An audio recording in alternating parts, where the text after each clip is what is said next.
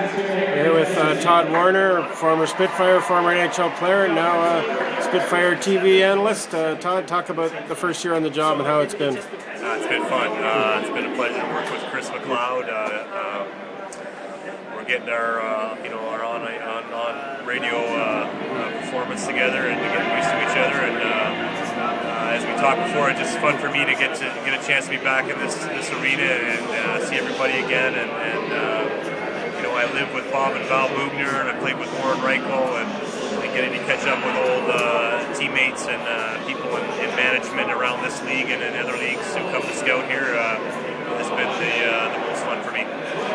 You say be back in this building, but really it's a whole different world in Windsor from when you played here. Yeah, well, this town deserves it, and there was talk, if you remember, when I played here of a new facility, and so good for these guys for getting involved, and look what it's become, and the success the team's had in the last decade speaks to the people that run this team. So yeah, it's a pleasure to be back and to work with Chris. I thank Chris for the chance to do this, really, and to get to be back and rub elbows with some people in the game again is really special.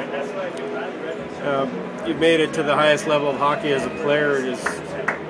As a broadcaster, is that a goal too, or are you just kind of taking it day by day? I haven't really set goals as far as that goes in broadcasting.